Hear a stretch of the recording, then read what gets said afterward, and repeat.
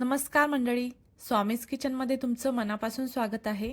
आज आपण बनवणार आहोत गुढीपाडवा स्पेशल पायनॅपल शिरा. गुढीपाडव्याच्या दिवशी गोड पदार्थ बनवण्याची परंपरा असते आणि हा सुगंधी, मऊ आणि खूपच टेस्टी पायनॅपल शिरा सणासाठी एकदम परफेक्ट आहे. चला तर मग पाहूया ही सोपी आणि झटपट रेसिपी.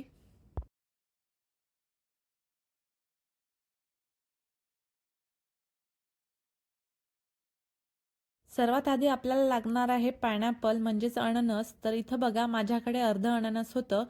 तर याच्या मी आता छान काप करून घेते. इथं बघा असं गोल कापून घेते आणि ना हा कडक भाग जो असतो ना अननसाचा तो काढून टाकायचा आहे आणि आतला गर आपल्याला लागणार आहे.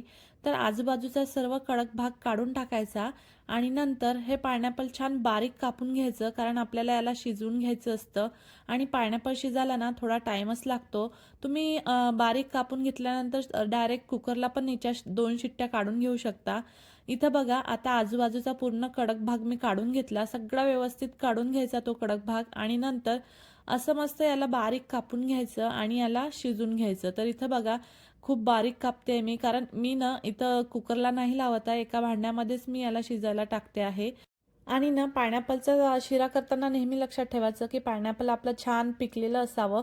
त्यामुळे ना शिरा खूप छान होतो आणि शिजायला पण हे पायनॅपल खूप लवकर मदत होते. नाहीतर कडक असलं तर शिजायला पण टाईम लागतो.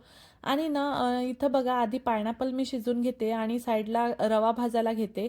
तर इथं बघा आता पायनॅपल पूर्ण कापून झाला आहे.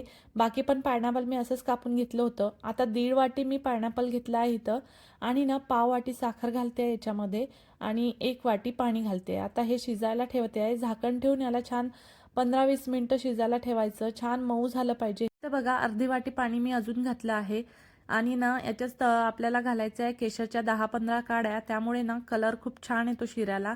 आता पायनॅपल शिजते तोपर्यंत आपण रवा भाजून घेऊया. इथं मी 1 वाटी रवा घेतला आहे, 1 वाटी साखर घेतली आहे आणि थोडे ड्रायफ्रुट्स घेतले आहे. सर्व काजू, बदाम, मनुके आणि तूप लागणार आहे.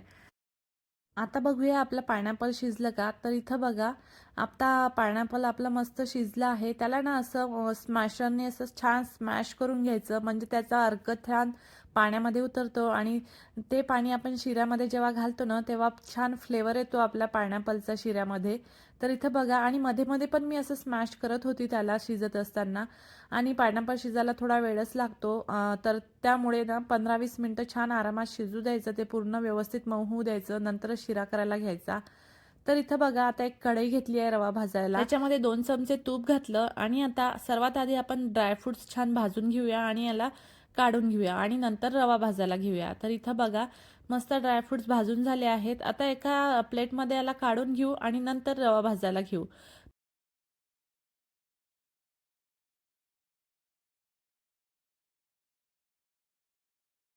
आता परत थोडं तूप घालते आणि रवा भाजायला घेते.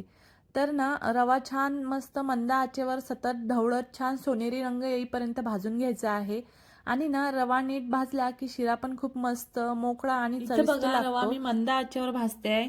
घाई करू नका. रवा हळूहळू भाजला तर शिरा खूप छान लागतो आणि रवा भाजताना ना सतत ढवळत राहा, नाहीतर तो पटकन खाली लागतो. आणि आता बघा रव्याचा थोडा रंग बदलायला लागलाय आणि खूप छान सुगंध पण येतोय. तर रवा चांगला भाजला की शिरा पण मोकळा आणि खूप टेस्टी होतो. तुम्ही ही स्टेप नीट केली तर शिरा एकदम परफेक्ट बनतो. आता आपला रवा छान भाजून झाला आहे. याच्यामध्ये पाणी घालूया आणि पाणी इथं मी गरम करून घेतलं आहे. गरम पाणीच घालायचं नेहमी शिऱ्यामध्ये. आता बघा पाणी छान व्यवस्थित रव्यामध्ये मिक्स करून घ्यायचं. छान ढवळून व्यवस्थित मिक्स केलं की गुठळ्या राहत नाही आपल्या शिऱ्यामध्ये. इथं बघा आता पाणी पूर्ण आटलं आहे. पूर्ण शिऱ्यामध्ये मस्त मिक्स झालं आहे पाणी. आणि इथं ना मला असं वाटतंय अजून थोडं पाणी लागेल मला, कारण मी ना जाड रवा घेतला होता त्यामुळे ना मला थोडं पाणी जास्त लागतंय. नाहीतर तसं 1 वाटी रव्याला 3 वाटी पाणी लागतं, पण मला 4 वाटी लागलं आहे. तर इथं बघा परत पाणी टाकून मी व्यवस्थित मिक्स करून घेते आहे. आता ना इथं बघा व्यवस्थित पूर्ण पाणी व्यवस्थित मिक्स करून घेतलं. आता आपण याच्यामध्ये घालणार आहोत पायनॅपल. आपण जे शिजून घेतलेलं पायनॅपल आहे ते आता याच्यामध्ये आपल्याला घालायचं आहे. पण त्याआधी ना 2 मिनिटं रव्याला छान वाफ काढून घ्यायची झाकण.